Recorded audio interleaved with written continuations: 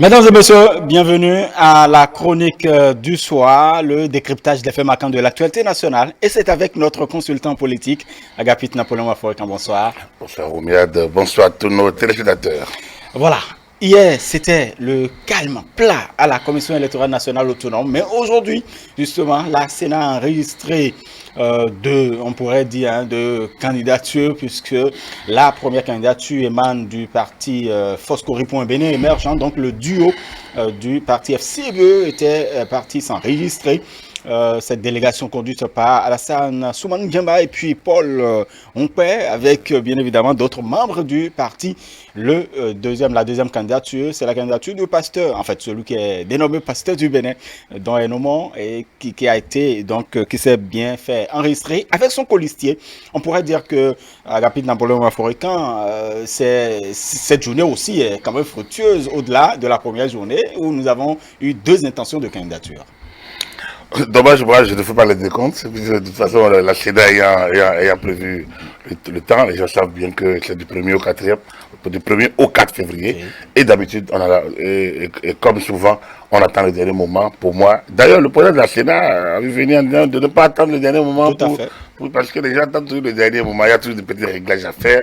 Vous voyez au niveau de... Il y a des partis qui sont encore là, même à jouer encore les primaires, à mettre en place encore les comités de désignation de candidature. Donc tout ça, ça vous dit que le 3e et 4e jour devraient être les plus animés. Je trouve que c'est même encore calme, à mon avis. Donc, du coup, on aura une 4e journée suffisamment mouvementée. Voilà. En tout cas, c'était mouvementé l'arrivée de la délégation du parti Foscori pour un Bénin émergent. Déjà, le blanc adopté, les femmes en liesse, c'est un nombre de choses. Est-ce que c'est un non-événement, Agapit Napoléon Aforican? C'est leur problème. Vous le direz simplement comme ça. Il a quand même été annoncé que le parti Foscori pour un Bénin émergent s'est retrouvé avec 20 parrainages. Un exploit pour un parti qui détenait précédemment Non. Le parrainage, c'est ça. Au contraire, ça fait longtemps, ça fait pas 6 mois que je répète que c'est un parrainage d'élus. Que c'est pas un parrainage de militants. J'ai l'impression que c'est un parrainage d'élus. Donc il n'y a pas de parti. C'est dans la tête. J'ai entendu encore pour ça Olo dire des trucs comme ça que le parti au pouvoir, tous les parrainages. Donc, quand ça vient même de quelqu'un comme Olo, c'est désastreux. C'est d'autant plus désastreux que il sait qu'on a dit parrainage d'élus, on n'a pas dit parrainage de militants. Et que le militant a beau être membre de parti, il est d'abord élu. Donc il s'agit d'aller le convaincre. Il est élu. Donc quand il est élu là, ce n'est pas le militant que... La loi n'a pas parlé du militant, elle a parlé de l'élu. Donc, je continue, ça fait 6 mois que je répète ça. Et comme la répétition est pédagogique, je me suis donné pour devoir de le répéter pour que ça entre dans les oreilles. J'ai été malheureux d'entendre le professeur Olo dire, oui, voilà, le parrainage dans l'étape actuelle, c'est bien applicable. Et justement, si les FCBE ont pu dépasser les 16, parce qu'eux-mêmes ont 6, c'est-à-dire qu'ils ont eu, au-delà de leurs 6, ils ont eu 14 Ils ont eu 14 en plus, au moins, enfin, je ne connais pas le nombre exact, mais si c'est 20, c'est-à-dire qu'ils ont eu 14 ans. Ça montre qu'ils peuvent aller au-delà. Et peut-être qu'ils se sont arrêtés. Quand vous entendez quelqu'un comme Irénée Agostin, on revient là-dessus, a dit que lui là, sur les réseaux sociaux, c'est bien dit, et il n'a pas démenti jusque-là, sauf le bis-bis de cette journée de ce 3 février. Sinon, il est resté silencieux sur tout ce qui était dit en son nom. Dès qu'il avait déjà le parrainage, le parti a dû sortir un communiqué la semaine dernière pour dire qu'il n'a mandaté personne pour aller. Donc, c'est dit que l'affaire de parrainage est un non-événement. C'est une pièce importante. Il suffit d'aller convaincre les gens. Mais certains ont voulu en faire une situation de blocage au point d'envenimer, de polluer l'ambiance de l'atmosphère. Je pense que ils se sont pris à leur propre piège, puisque ceux qui se sont essayés ont pu avoir ce parrainage. Donc, les FCBE l'avaient dit très tôt qu'ils iront négocier les parrainages. Donc, du coup, on voit, je trouve que c'est aussi simple que ça. On n'avait pas à faire tant de cérémonies et surtout faire tant de gréner tant de diatribes autour de cette question, on n'en aurait pas besoin. Voilà. En tout cas, au niveau du parti Les Démocrates qui se réclament de l'opposition, le parti Les Démocrates peine à trouver son duo. En tout cas, les réunions se sont déroulées, les réunions se sont succédées, bien évidemment, et puis il est annoncé un certain duo en attendant l'officialisation par le parti, donc le parti Les Démocrates. Déjà, on compte 8 candidatures, en fait, 8 candidats à la candidature du parti Les Démocrates pour l'élection présidentielle. Cela voudra signifier que le parti prend conscience de ce que il doit pouvoir avoir les pièces à jour, répondre donc aux tests en vigueur pour aller à l'élection. Rapide Namboloma Africain, ces différentes démarches du parti. Donc, le parti ne peine pas à avoir son duo. Le parti a plutôt l'embarras de choix. Je dis peiner, c'est comme si on a du mal à trouver. Le parti il y a des ambitions, légitimes d'ailleurs au sein du parti. Il y a des gens qui ont voulu, qui veulent être. Donc déjà, ça montre que le parti s'était lancé dans un faux combat. Et c'est ça, ce qui donne raison au FCBE aujourd'hui. Ce qui s'est passé en 2019 était une négation. Les gens ont suivi le président Yahi, ils sont allés jusque dans les cordes. Et donc, certains n'ont pas voulu répéter ça cette année. C'est là où les FCB ont raison. Et l'histoire leur donnera raison parce qu'aujourd'hui, si c'était la même posture, je le disais à Zatassou sur un débat, je dis, mais vous vous trompez. Est-ce que vous êtes sûr que si vous n'y allez pas, des militants du Parti démocrate iraient? Et ça ne rate pas. Là, les gens ont envie d'aller à la compétition. Et l'appareil les bloque. Heureusement que dans le duo, on apprend que Eric Ondese y serait.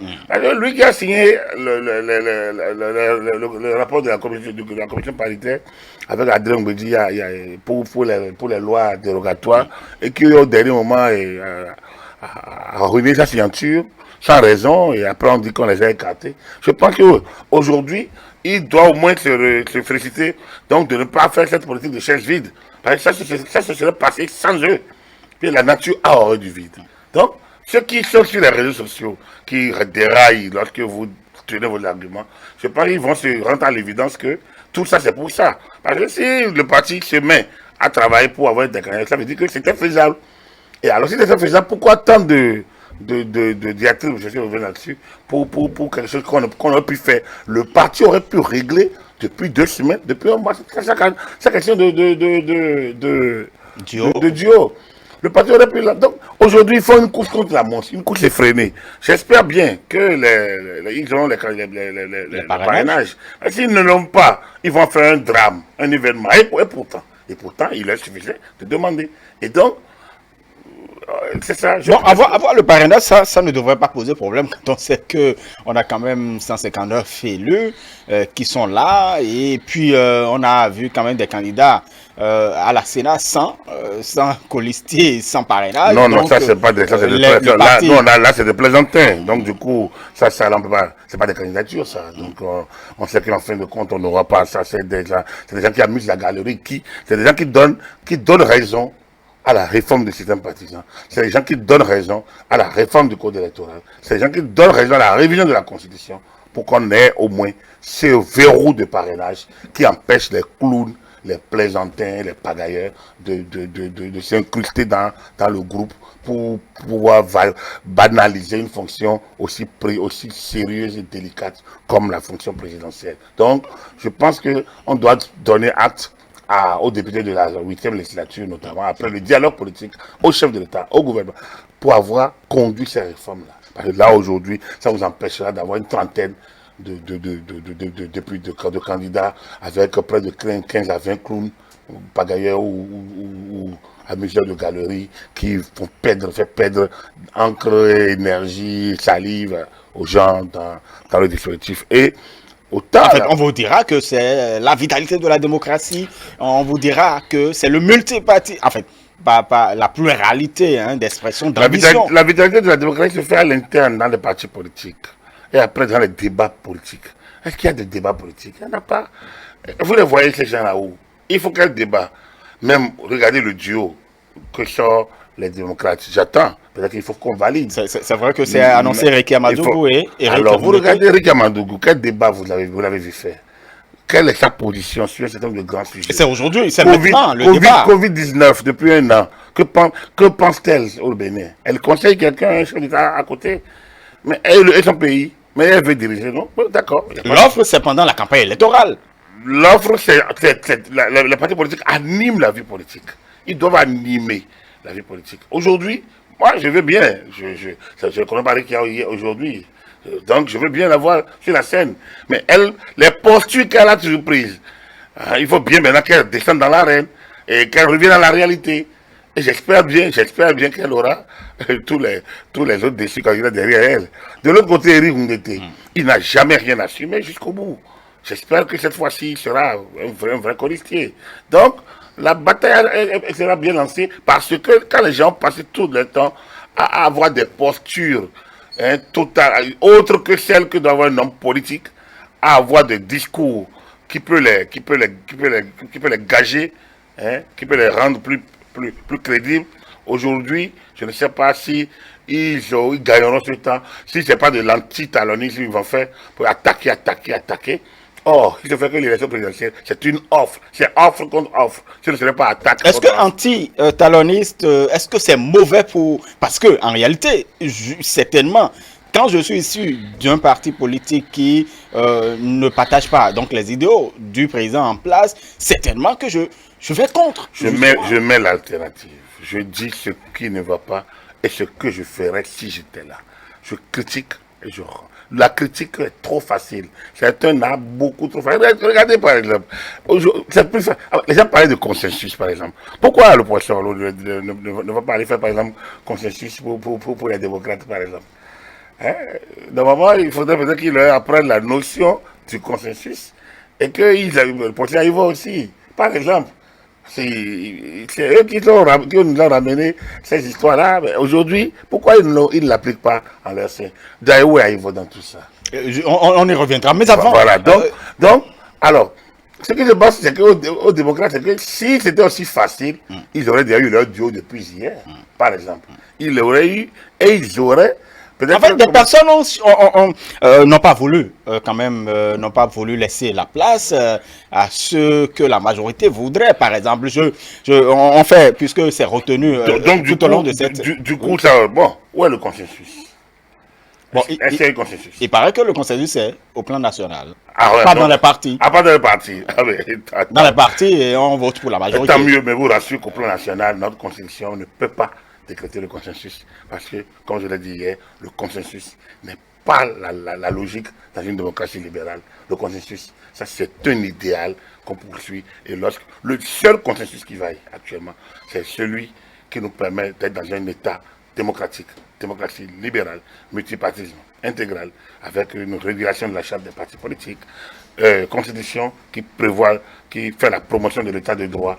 Voilà, ces consensus déjà établis devraient discipliner et normalement ceux qui font de la négation, ceux qui attaquent l'équilibre des institutions, la logique des institutions dans le cadre de la Constitution devrait être sanctionnée normalement.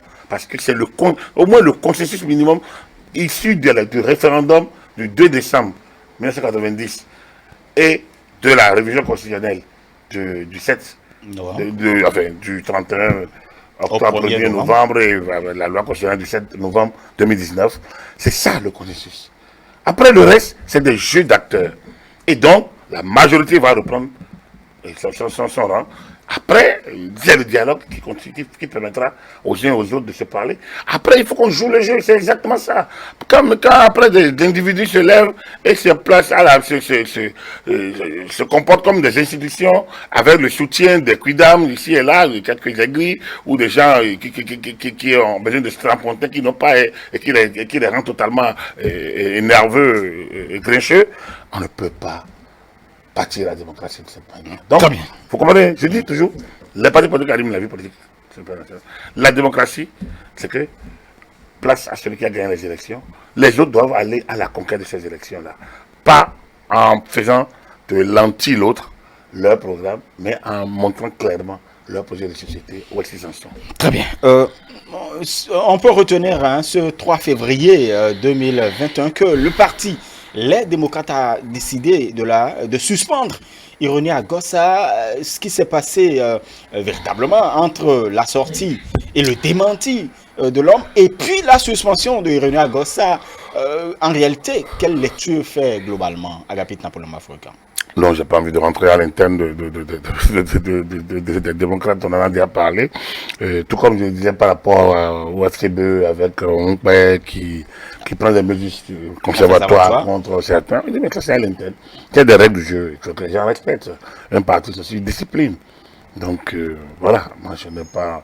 Après Agossa Irénée, il a ce pouvoir là où il veut, parce que bon, ça lui permet également de faire son analyse de conscience, de voir s'il a fait vraiment les choses comme il devrait les faire. Bon voilà, c'est tout. Après, moi je n'ai pas de leçon à donner à quelqu'un. Chacun fait la politique que son éducation ou son tempérament lui inspire. Mais après, il y a des règles, il y a des notions, il y a des principes. Et lorsque vous les foulez aux pieds, vous recevez. Mais ce qui est intéressant dans tout ça, c'est que lorsque la direction du Parti des démocrates fait ça, mais il faudrait qu'elle promeuve cette discipline jusqu'au sommet de l'État.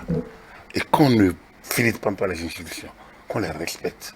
Alors, parce que si le parti est regardant sur la discipline en son sein, il faudrait qu'il soit regardant sur la discipline au sommet de l'État. Parce que la discipline des militants, des citoyens, vis-à-vis des institutions de la République, sur le respect qu'on a de nos lois et de nos institutions. Ça, c'est important. Parce que quand vous allez régler ça, le reste devient plus facile. Les contradictions doivent naître, c'est sûr. Mais c'est dans le dialogue qu'on les règle. Mais comment vous pouvez dialoguer quand les gens se mettent dans des postures totalement Est-ce qu'on ne craint pas pour une certaine fracture quand on sait que Ironie Agossa, il avait été annoncé qu'il avait quelques parrainages, il y avait quelques militants qui avaient souhaité qu'il soit candidat et tout cela. Est-ce qu'on ne craint pas que demain, par exemple, qu'il se retrouve à la Sénat, s'enregistrer comme candidat? Et pourquoi vous voulez que moi je craigne? Ça, c'est pas... En fait, les militants, donc... ça, c'est pas le bon problème. Donc le parti, les démocrates devraient craindre cela? Pourquoi? Le parti a décidé en son âme et conscience, en toute responsabilité. Pourquoi vous voulez qu'il craigne? Pourquoi vous voulez que le parti prenne des crédits pour être créé là? Il est un citoyen de la République. Il a l'âge d'aller à l'élection présidentielle. S'il remplit les conditions, il irait. L'élection présidentielle n'est pas une élection avec un parti politique. Vous n'oubliez pas que Ironie Agossa a adhéré au Parti Les Démocrates avec tout un mouvement, avec en fait, toute une armée de militants, je voulais dire, du mouvement Le Nationaliste. Et donc, il partira certainement avec tout cela. Même s'il avait une multi-armée de militants, l'élection présidentielle, c'est le rendez-vous de l'individu avec le peuple. Donc, lui seul suffit pour faire son dossier. Il lui suffit de maintenant deux conditions majeures. Aller chercher un colistier et remplir les conditions prévues par la Constitution révisée, donc du 7, par la Constitution et les modifications apportées à la Constitution du 7 novembre 2019. S'il remplit ces conditions, donc le parrainage et un colistier, il irait. Donc, l'adoubement du Parti des démocrates n'est pas une obligation. La loi ne l'a jamais dit. Ce n'est ni dans la Constitution ni dans le Code électoral. Donc, après ce moment-là, qu'on voit Ironie Agossa à la Sénat avant la fin de la journée du 4, qu'importe, tant pis ou tant mieux, ça dépend. Voilà, pour moi, ce serait un non-événement de toute façon. Puis ce serait une candidature de plus ou de moins. Ça, je ne pense pas qu'on peut s'en plaindre. Voilà, Joël Aïvor, vous demandiez Joël Aïvor dans tout ça parce que justement, on n'entend plus parler du professeur Frédéric Joël Aïvor. A-t-il décidé finalement d'aller quémander le parrainage parce qu'il faut quand même les avoir ou a-t-il décidé d'aller quérir les parrainages? Agapit Napoléon Mafoika. Visiblement, il avait dit qu'il ne voulait pas quémander le parrainage. Je vous l'ai dit à l'époque, donc il n'a pas envie d'aller à l'élection présidentielle. Donc, voilà, attendons. On peut changer de position. D'autres éléments pourraient nous amener à changer de position. Sur les imbéciles ne changent pas. On attend demain soir. On attend le samedi soir. On attend le 4. Donc, demain jeudi, 4 février. Quand la Sénat aurait fermé ses portes, on fera le point. Comme je vous l'ai dit, c'est un rendez-vous d'un citoyen, avec son peuple, l'élection présidentielle. Et dans le cas d'espèce, si vous ne pouvez pas, il n'appartient pas à celui qui va à l'examen, celui qui va en compétition, celui qui va à l'élection, de décider des conditions que lui souhaiterait avoir. Les conditions sont établies par ceux qui organisent les concours, le jeu. C'est à vous de vous y conformer. C'est à vous de vous y soumettre. La soumission à la loi qu'on s'est donnée est liberté. Et le professeur le sait beaucoup mieux que moi et beaucoup mieux que d'autres. Il l'enseigne, il nous l'enseigne, il l'enseigne à l'Afrique, il l'enseigne au monde. Donc du coup, je pense que c'est à lui de nous dire concrètement après. Après. Parce que pour beaucoup, ça va être tout ça pour ça. Mais après, il faut bien qu'il explique c'était quoi ses motivations. Parce qu'il a, lui, il fait partie de ce qu'il devrait expliquer à d'autres. Quand il a pris une posture qui est totalement déroutante, on ne sait pas où il allait. Et voilà, aujourd'hui, à la veille de la clôture, il ne sait pas où il va. Donc, bon, évidemment, comme ce n'est pas mes problèmes, alors donc, mais pour un jeune frère, par ailleurs et au-delà de tout, j'estime qu'il aurait pu rester dans ses amphis, faire ses missions, parce qu'il en a l'étoffe. Et il aurait pu en prendre davantage, laisser la vague et se repositionner. C'est toujours bien de... C'est ce qu'il aurait pu, parce que cette sortie, à mon avis, on aura peut-être l'occasion de revenir, c'est pas du tout une belle sortie, à mon avis. Je pense que l'universitaire qu'il est était plus élégant et meilleur que ces sorties truffées de déclarations péremptoires et totalement à mon avis, d'affirmations qui remettent en cause toute la science qu'on lui connaît, notamment en matière de droit constitutionnel. Est-ce que ne pas participer à l'élection présidentielle de 2021, en fait, ne pas participer à l'élection, est-ce que ce serait un non-événement? On aurait quand même, beaucoup auraient voulu que Frédéric Joël y participe. Quand même. Et donc, elle lui donne le parrainage. Ce sont les élus qui les donnent. Bon, donc voilà. Ceux qui font quérir les parrainages, les auront. Ceux qui veulent quérir les parrainages, les auront. Il n'appartient pas à un candidat de dire les conditions pour lesquelles il doit, des conditions qui lui seyent pour qu'il aille à un concours. Si vous devez aller à un concours, vous vous soumettez aux conditions. Vous voulez aller à une élection, vous vous soumettez aux conditions. Fixées d'ailleurs par des institutions régulièrement en place. Je pense que le minimum, c'est d'apprendre à se soumettre. Très bien. Merci beaucoup à vous, Agapit Napoléon Maforican. Vous êtes notre consultant politique. Vous êtes par ailleurs expert électoral. Mesdames et messieurs, merci d'avoir suivi la chronique du soir.